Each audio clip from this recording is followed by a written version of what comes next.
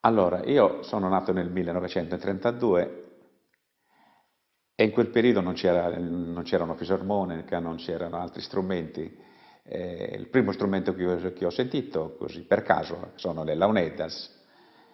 Eh, io quando ho sentito questo strumento ho detto, non sapevo neanche come si chiamava, e a prima vista mi sono innamorato.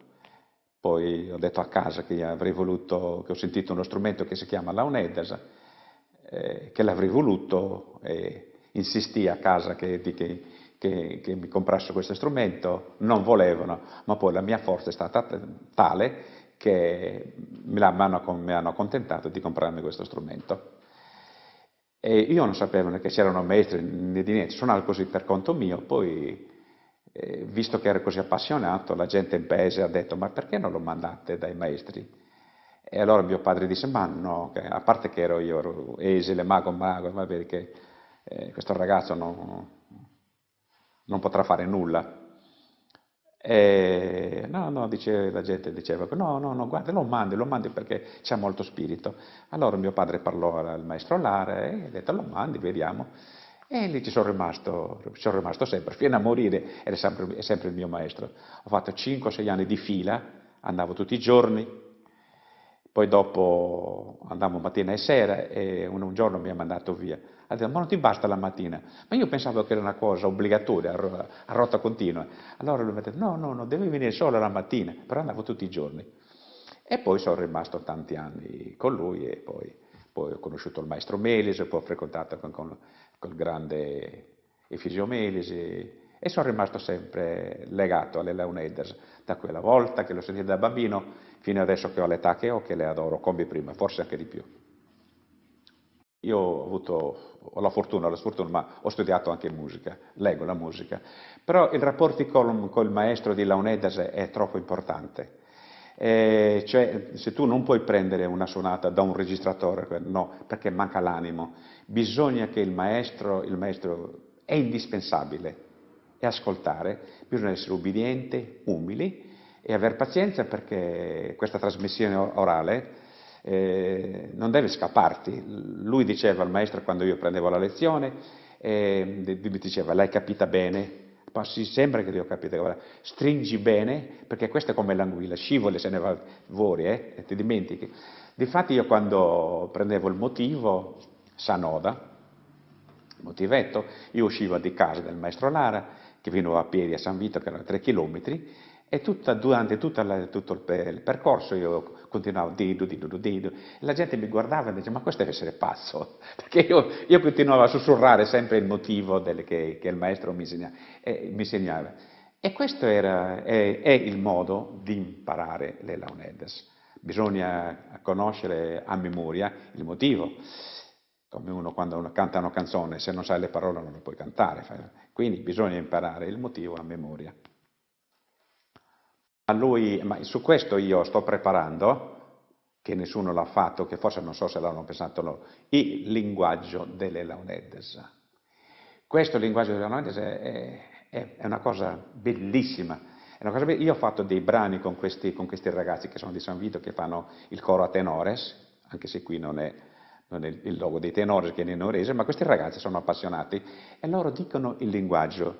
Per esempio, per dire tita la la ita adidariella dadian darilla didalla dida adidariella dadian darilla didalla la dida adidariella dadian. Bisogna ascoltare attentamente tutte queste legature, perché la launedas non è come un altro strumento tocchi e poi finito, no, una volta che tu suoni nella launedas hai contemporaneamente 3 suoni, contemporaneamente.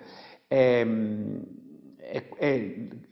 diverso dagli altri strumenti, per esempio sulla fisarmonica, un sax, quando calchi come si chiama, il tasto ti suona. La launedesa suona quando apri, quindi devi stare attento per l'intonazione, perché è uno strumento polifonico, basta sbagliare e ti viene tutto stonato, quindi bisogna imparare prima bene gli accordi, questo dito va con questo va con questo va con questo, e quindi bisogna stare attenti. Una volta che tu soffi lo strumento, senti automaticamente che c'è sempre il suono, quindi devi stare attento, chiudere e aprire. Poi il fatto di legature, di staccare, si può fare tutto, tutto con le mani, tutto con le mani. può dire dodeggio, può dire qualche volta, Sì, io dico il linguaggio della launedasa, non è solo dodeggio, è il linguaggio della launedasa, perché è tutto diverso, se tu per esempio fai, non so, 30 o più o nodas o 40, ha tutto un linguaggio diverso, non sono ce n'è una sola uguale e poi sono tutte diverse, quindi sì, può dire solfeggio, ma bisogna solfeggiare tutto quello che c'è, può dire dodeggio, ma non è solo dodeggio, è tutta la gamma delle cose che ci sono dentro le launeddas. Intanto comincia un po' piano piano, perché l'allievo tu glielo puoi suonare, per esempio, e non la capisce. Allora piano piano tu devi far vedere come, dito per dita, oppure come cucire un vestito. Non è che tu li fai magari, non lo capisce, allora devi farle piano piano. Questa fa.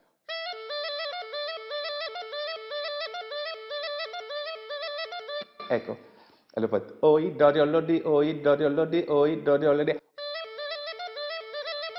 Oi, dodiolodi, doi, oppure oi, dodiolodi, oi. Cioè, oi, dodiolodi, oi, oppure oi, dodiolodi, doi. E poi la fai sempre.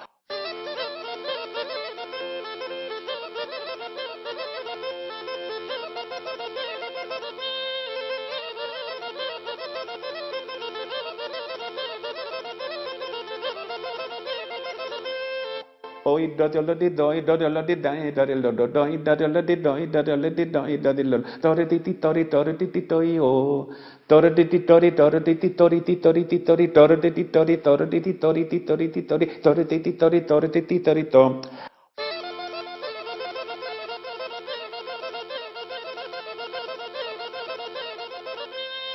E così via. È pieno di questi, ce ne sono a bizzeffa di questi motivetti.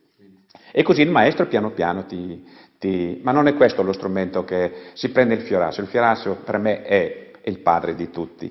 Può essere il punto d'organo e il fiorassio sono padre e madre degli strumenti, poi da lì vengono tutti gli altri, vengono Miriane, eccetera, eccetera, e Spinello. Doi perché è legato, è per staccato, oi perché è legato. Doi e morbide, perché c'è anche toito. Dipende tutto dal movimento delle dita, che appunto io sto preparando, credo in brevissimo tempo arriverà questo DVD, che io parlerò del linguaggio della launedasa, e adesso sono appena rientrato dall'Irlanda e ho trovato un grande studioso di cornamusa, e quando gli ho detto che io devo fare questo linguaggio, lui mi ha guardato, ah no, io ho quasi finito il linguaggio della cornamusa. E sono somiglianti, anche lui deve dire quello che è, perché anche lì l'allievo, a parte loro hanno anche delle musiche, però è importante, ha detto, che l'allievo senta quello che dice la cornamusa. Ecco, è importante che il suonatore deve sapere quello che dice e deve impararli a memoria. Poi questi li fai crescere, puoi inventare, puoi fare a mille modi, capito? Però devi avere questa base.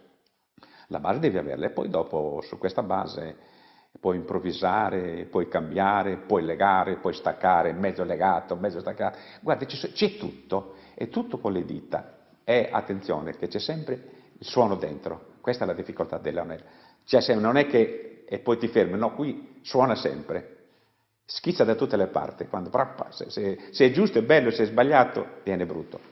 Ecco, noi abbiamo parlato con questo irlandese, bisogna fare magari dei segni nuovi per questo tipo di linguaggio, perché io posso fare le note di questo, ma se lo dai a un musicista, infatti con questo metodo che ho fatto, ci deve essere il maestro, io l'ho pure scritto, deve aiutare, perché se tu fai le note come è scritto non ti viene la stessa cosa, deve essere il maestro che ti dice questo dovresti dirlo così. Bisognerebbe appunto fare anche dei nuovi segni per fare aido, oido, ta, urara, ma ci vorrebbe pazienza a scriverlo e pazienza per chi lo suona.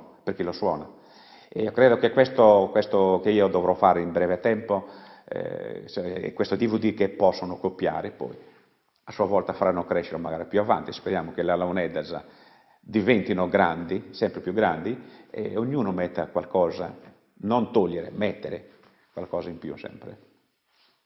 E appunto io, come l'ho detto prima, a me mi dava la lezione, poi la cantavo continuamente sempre dimmene dama, sempre con Era la testa il registratore. Oggi magari ti mettono il registratore, ma non è la stessa cosa. Il suono è crudo, non ha animo, è senza animo, devi sentirlo, perché la testa deve dire alle mani, voglio questo. Se non lo sai con la testa, se non lo sai con la memoria, le mani non ti danno nulla. Tu devi trasmetterle, devi dire a me, io lo dico agli allievi, ditelo magari per favore, ma con la testa dovete dire alla mano, voglio questo, e io glielo canticchio. Ma devi dire questo, e la mano piano piano te lo dà. Poi questo vuol dire studiare.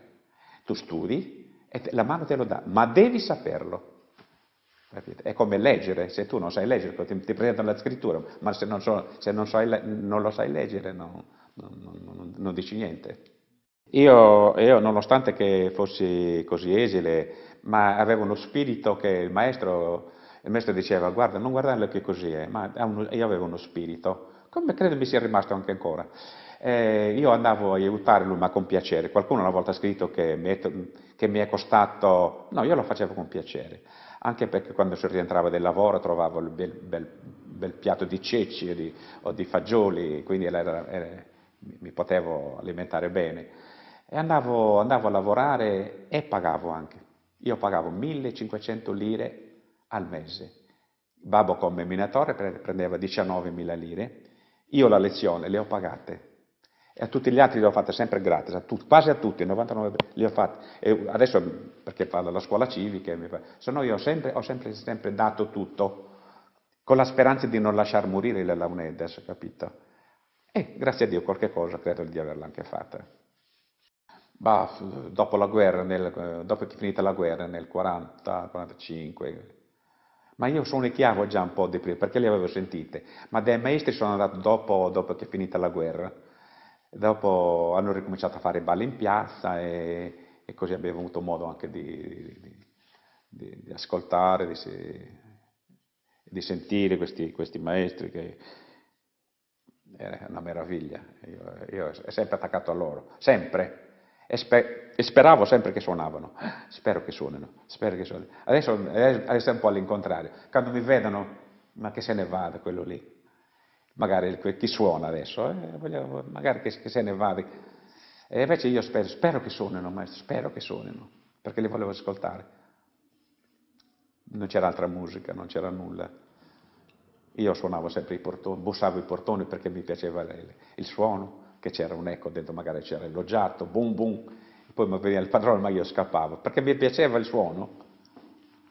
Oppure anche le pietre io suonavo, mi piaceva suonare anche le pietre. Tutto il suono mi piace, non solo le laune, mi piace tutta la musica, tutti gli strumenti. Tutti sono belli quando sono suonati bene, tutti. Allora, intanto io sono stato sempre col maestro, perché allora c'erano balli in piazza. Il suonatore non era invitato a concerto, a giornata.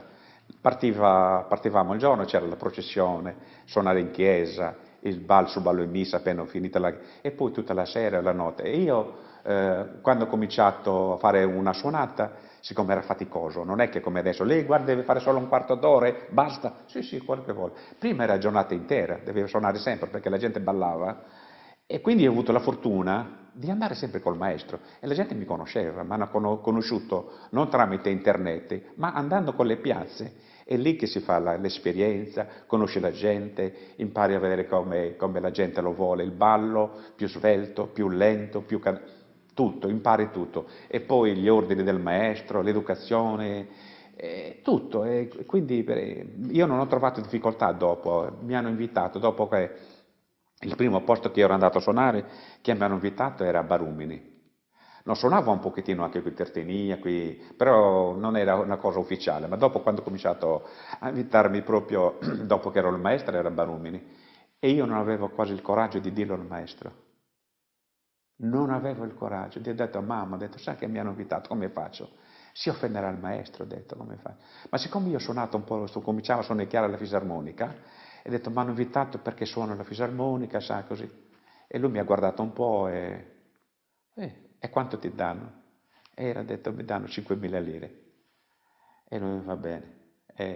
Però mi è sembrato quasi un'offesa, perché io, non so, non volevo, avevo un rispetto. non so, mi faceva, e beh, ho detto a mamma, sa che io non ho coraggio. E ha detto, figlio mio, anche te dovrai andare qualche volta, no? E così ho cominciato piano piano e poi una tira all'altra. Poi ho lavorato molto perché io ho studiato alla fisarmonica e dopo sono andato a scuola a Cagliari, quando mi sono reso conto che da solo non arrivavo, che il maestro serve, dico, non c'è niente da fare. E poi ho cominciato a sonnicchiare e di fatto ho fatto il calzolaio fino a 21 anni, dopo non l'ho fatto più perché ero sempre impegnato con le feste e a studiare, quindi non ho fatto più il calzolaio. Però l'ho imparato perché non si poteva vivere solo dalle launedes. Quindi poi il calzolaio l'ho lasciato, ho studiato la fisarmonica, poi c'è stato un periodo che anche le fisarmoniche nel 60 non ne volevano vedere, hanno avuto un calo, che c'erano solo le chitarre, i sax, e allora mi trovavo in Svizzera e ho fatto 3 anni di accademia col sax, ho frequentato l'Accademia Musicale di Zurigo per poter fare sempre la musica e grazie a questo ho potuto salvare la launetta, se no forse avrei dovuto anche lasciarla, oppure suonarle solo per conto mio a casa. Invece, avendo l'opportunità di girare con altri strumenti, oppure come le hanno conosciute un po' in Italia e con Branduardi, ho fatto 4 anni con Angelo Branduardi, le launette erano sconosciute, sardi, dicevano launette, cos'è launette? Poi dopo hanno cominciato a sentire questo disco di Branduardi, sono belle le launette. E sono così, sono. Poi ho fatto le scuole, a Cagliari ho avuto, la prima scuola ho avuto 104 allievi, c'erano tutti questi che gironzolo adesso, li ho avuti quasi tutti io. E quindi abbiamo un po' salvato la quantità, adesso ci vuole qualità. Speriamo di riuscire, ma ci sono ragazzi che promettono bene, sono contento. Ma dunque, l'esperienza è stata un'esperienza un po' triste perché quando io suonavo, quando sono cominciati ad arrivare questi gruppetti musicali, allora suonare un ballo sardo ci voleva coraggio, non ne volevano sentire. Diciamo che siamo noi stessi sardi che volevamo seppellire queste nostre tradizioni. Io ricordo che quando si diceva adesso dobbiamo fare il ballo sardo, c'erano fischi paurosi, faceva quasi paura. Ma a me io non mi sono scoraggiato lo stesso, ho detto, ma vuol dire che non hanno capito, io pensavo vuol dire che non hanno capite, perché lo strumento è bello, ma siccome c'era questo ballo moderno, cosiddetto ballo moderno, perché il ballo sardo ho braccetto con la mano, invece l'altro era abbracciare la ragazza, e c'era il desiderio sicuramente di avere più la ragazza così. Ma per fortuna io allora suonavo la fisarmonica e un po' li minacciavo. Ho detto, se voi non lasciate ballare i vostri padri, io non vi suono neanche un lento, faranno tutti valsi a marcette. Così, perché loro volevano i lenti, capito? Allora si calmavano un pochettino, ma è stata una cosa bruttissima. Io ricordo anche io con altri, tipo con zio Aurelio, mamma mia, dicevo, adesso devono dire che sono il ballo sardo, vedrai i fischi che arrivano, fischi, anche pomodori, non volevano, guardi, anche uova, non volevano sentire le cose sarde. Ecco, qui è stato il declino del ballo, poi io me ne sono andato un po' in Svizzera e qui è crollato tutto. E allora non c'era più il ballo, il contesto del ballo era finito, tant'è vero che adesso non si balla più, ci sono questi gruppi, che il vero ballo sardo non è quello. Questo è un pacchettino per i turisti. Il ballo sardo, specialmente il campidanese, è di una bellezza estrema, bello suonato e bello se ballato bene. Ma purtroppo non c'è più. Adesso quando suoni per questi gruppi sono 5 minuti, il ballo prima era un rito, c'era l'introduzione che con le launette che poi il ballerino andava a chiedere con tanta cortesia alla ragazza, la riaccompagnava al posto quando aveva finito, era una cosa bellissima e poi il ballo iniziava sempre piano piano, man mano che andava avanti cresceva e finché quasi diventava un po' aggressivo, poi stop. E si ricominciava l'altro, o c'era l'altro suonatore, oppure si faceva un po' di pausa e si ballava anche fino alle 2, alle 3 del mattino. Quindi ce n'era. Questo è finito, questo non c'è più. Credo che un po' nel nuorese il ballo, forse ballano un po' di più in qualche paese all'interno, ma qui nelle coste non si balla più. C'è il gruppo folk che è presentato per i turisti, capito? Ma non è questa, era un'altra cosa.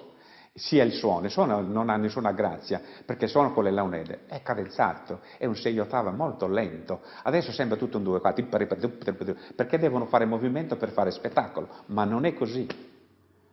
Non so se conoscete il durdurino a Oliena, così è del ballo campidanese, lento è lavorato coi piedi, bello, è una cosa, era bellissimo da vedere e da suonare, perché il suonatore quando non c'erano gli amplificatori suonava al centro e la gente quando voleva fare movimenti di bravura per far vedere alla gente che guardava la ragazza, si faceva la sciampite questa. La sciampite è un punto di piacere, la sciampite. Sciampitare vuol dire far vedere alla gente l'abilità del ballerino, capite? Non è altro.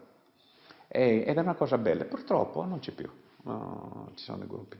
Verso 54, 55, 56, quando io poi me ne sono andato in Svizzera, ma era già triste, ho detto guarda suonare così, che quasi le launette non lo volevo più sentire, poi io me ne sono andato in Svizzera, non solo per questo, anche per altri motivi, e poi lì suonavo molto con la fisarmonica, poi anche lì è crollata la fisarmonica, non ne volevano più. Volevano solo, io cercavo posto con le orchestre, dovevo per forza suonare anche un altro strumento, o trombo o sax, e allora per quello che ho acquistato il sax e ho cercato di fare anche quello. Io ho fatto molti concerti in Svizzera, già la Radio Lugano appena arrivato, e poi io suonavo tutte le sere e tutti i turisti andavano lì e andavano a questo locale perché c'è questo strumento. Io suonavo ad Ascona e venivano la gente tedeschi, svizzeri tedeschi a ascoltare le launeddas. Tant'è vero che tanti che sono stati in Sardegna dicevano, che c'ho gli articoli sul giornale, se volete sentire la buona launeddas bisogna andare a Ascona. Dunque, a Sant'Efisio mi hanno così trovato per caso, per questi i confratelli di Sant'Efisio, nello statuto c'è che non deve mai mancare il suonatore di launeddas. E loro erano disperati, non potevano trovare, cercavano qualcuno che sonicchiava, diceva ma io faccio il muratore, non posso venire, non posso perdermi la giornata.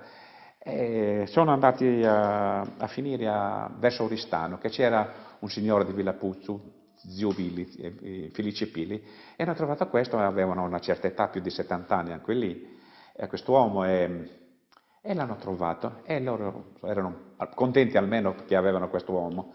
Poi mi hanno visto a me per caso suonare con il gruppo di Sesto San Gimigliano lì a Nora, e allora io ero ancora 30 anni fa, ero più giovane, mi hanno detto scusa, ma lei dov'era? E io ero in Svizzera, vuole venire a suonare per Sant'Efisio? E poi certo che voglio venire. E mi hanno invitato il primo anno, sono andato lì al pranzo di gala, non per suonare, come ospite, e ho visto che c'era quest'uomo. E ho fatto una suonata anch'io lì, e da allora non sono mai più mancato. E quest'uomo, il poveretto, no, l'hanno pure lasciato, mi è dispiaciuto pure, ma così la sorte. E quest'uomo, poi sono andato io adesso che sto andando 36 anni di fila. E da lì appunto sono andate le scuole, ho avuto 104 allievi, la prima, tutti quelli che avevo in giro sono stati tutti quasi allievi miei, tutti. La rinascita delle launeddas è stata un po' perché c'erano questi gruppi, e questi gruppi hanno un po' girato anche, voler volare, però credo la più importante credo che sia l'uscita con Branduardi.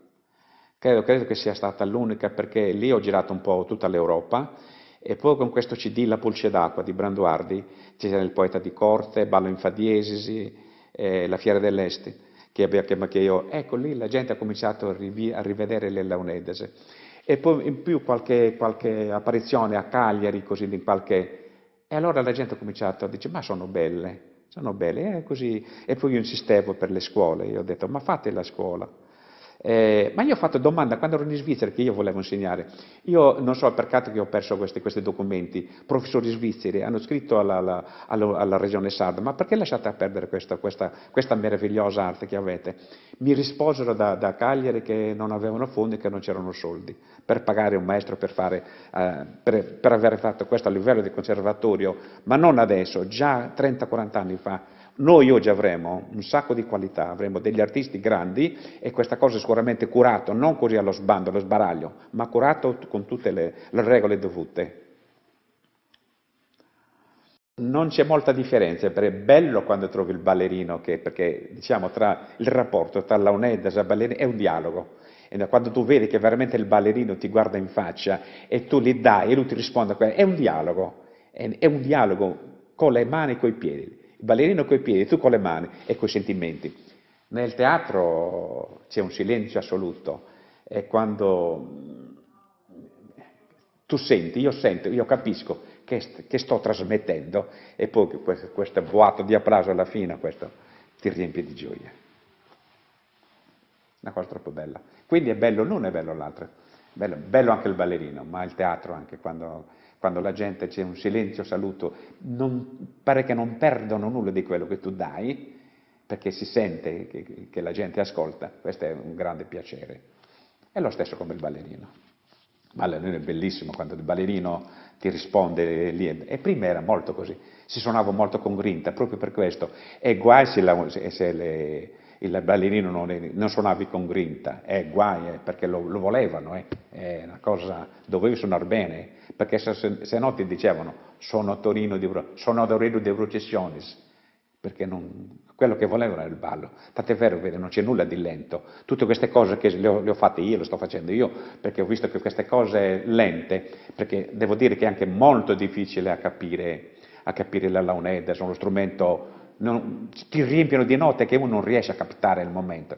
Quindi se tu cominci con queste cose lente, tant'è vero, nei teatri molte volte, i concerti, quando sono da solo, faccio qualche cosa piano piano, lento, lento, e poi cresce tutto piano piano. Te li trasporta e poi sente questo boato alla fine di applauso, che è una cosa meravigliosa.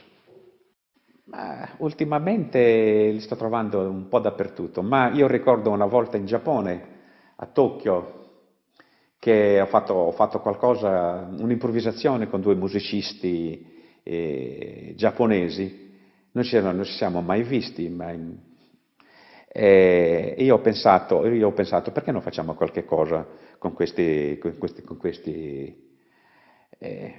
musicisti? E questo la traduttrice ha detto che io avrei voluto fare qualcosa. Io ho chiesto la tonalità e loro hanno detto che poi volevano fare che avevano un si bemolle e io ho preso uno strumento si bemolle e loro lo stesso si bemolle e loro erano già lì che arpeggiavano, questi strumenti più o meno si somigliano, non è che... E loro arpeggiavano, è un'improvvisazione così. Io sono entrato poi scalzo nel teatro perché ero in costume sardo e scalzi e loro erano lì a covacchiate, così si dice. E io entro da lontano. La Launeddas arrivava come arrivasse, non so, uno scarafaggio da lontano, così. E sono andato con lei, ha fatto l'inchino, loro hanno fatto l'inchino e abbiamo cominciato. Cosa ho fatto? Non lo so. Io non ho questa registrazione, credo che ce l'abbia il maestro Oppo, perché siamo andati in questo contesto della musica contemporanea. Il fatto sta che quando abbiamo finito questi pochi minuti la gente si è alzata in piedi e battevano mani e piedi, però cosa ho fatto? Non lo so, quell'improvvisazione comunque era bella, era bella. E loro che rispondevano, abbiamo fatto un discorsino con gli strumenti, molto bello. Poi da tutti i teatri, dappertutto è bello. Ho fatto 13 concerti in Inghilterra 3 o 4 anni fa con musicisti irlandesi, spagnoli, eravamo un gruppetto di 7 persone. Bellissimo, in tutti i teatri abbiamo avuto un successo, ma anche l'altro giorno alla cattedrale di Armagh in Irlanda. Oh, è meraviglioso, è bello. La gente coglie questo mi appaga di tutto il lavoro.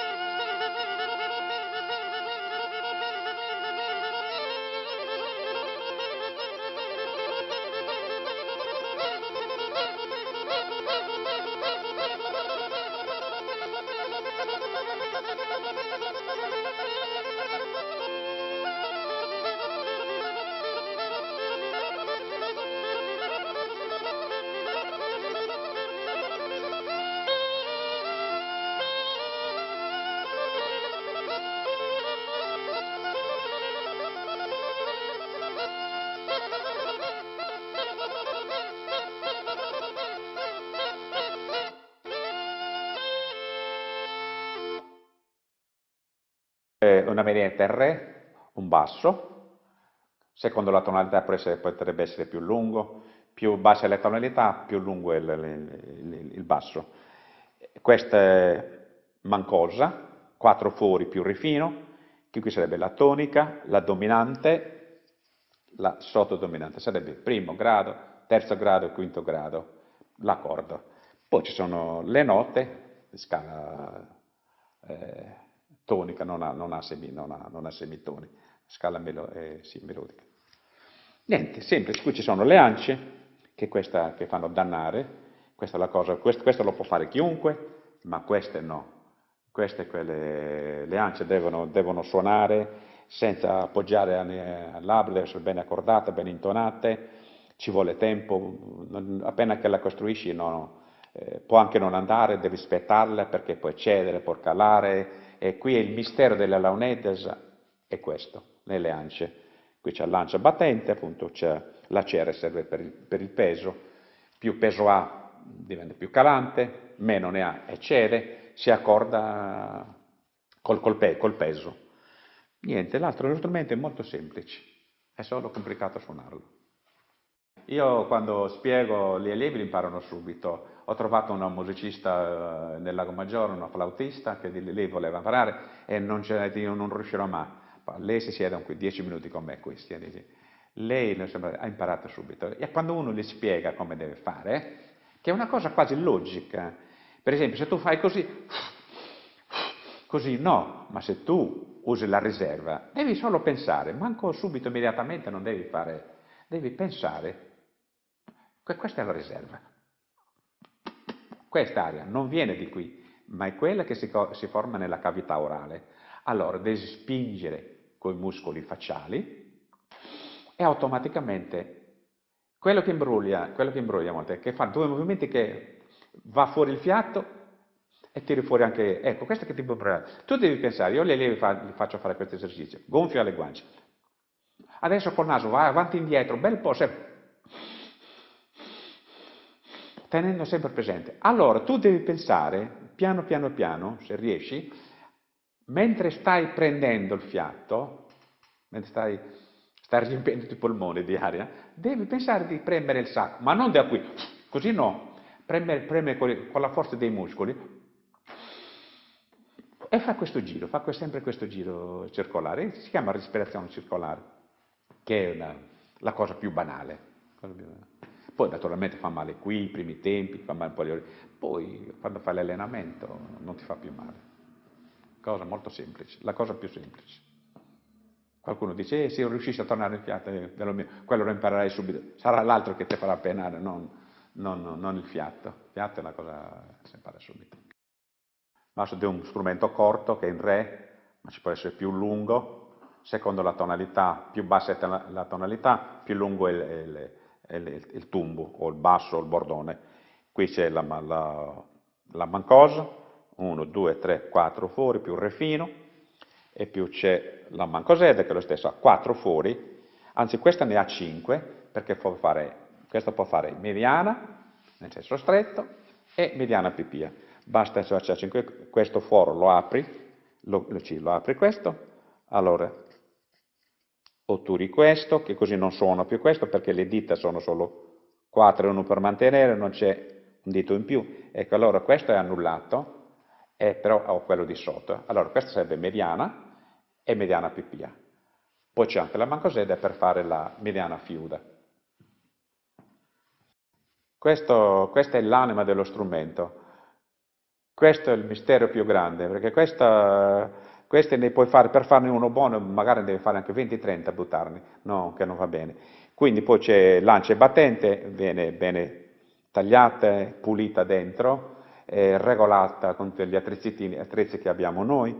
Se sei fortunato in un giorno puoi fare, se no magari rimane una settimana e non riesci, non viene neanche una.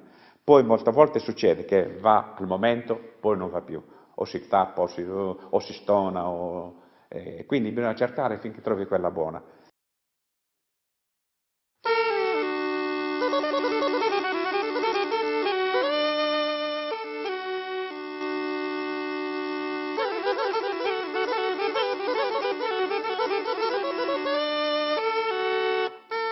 vedete, questa non è intonata bene, non è intonata bene. E questa sarebbe la mediana in re basso.